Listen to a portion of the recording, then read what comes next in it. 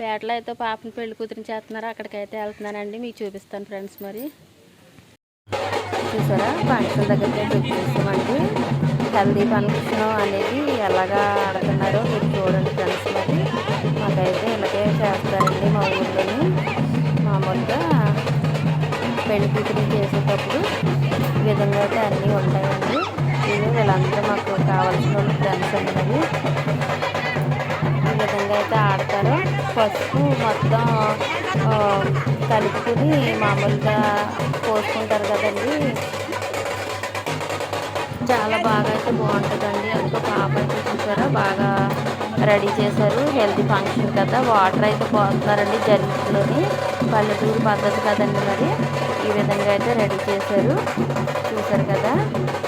ఇప్పుడు ఈలో పాప రెడీ అయ్యేలోపు అయితే మామూలుగా చాలా ఫ్రీగా ఉండొచ్చు, యాక్టివ్గా ఉండొచ్చు అండి. చాలా బాగా అంటే సంతోషం అండి, ఎక్కడ లేని సంతోషం వల్ల ఇలాంటి సమయంలోనే వస్తుంది. ఇది మా ఫ్రెండ్ అయితే నీళ్ళు పోస్తుంది, చూసారు కదా.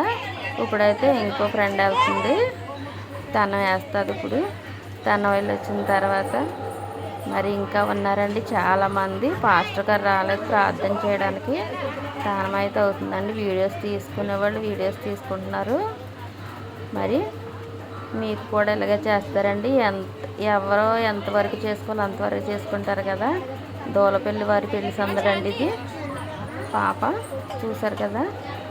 ఇగో నేను మా ఫ్రెండ్ అయితే పాపకి నీళ్ళు పోస్తాకైతే వెళ్ళి వచ్చాను. చూడండి ఫ్రెండ్స్, మరి పోస్తాము, పోసేస్తున్నాను. ఫోటో తీస్తున్నారు, వీడియోస్ తీసుకుంటున్నారండి, చూసారు కదా.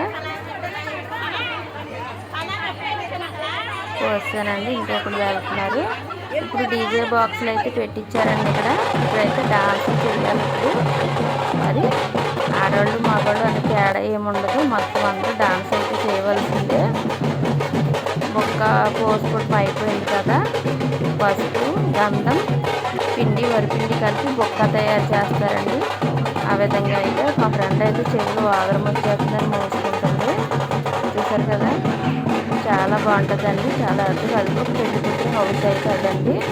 మొత్తం లోన్ అయితే తీయలేదు, బయట వరకే చూపించాను. ఇదిగో మహేంద్ర తెలుసు కదా మీకు, మధ్య గారు వెనకాల ఉన్నాడు కృష్ణరాజు అండి,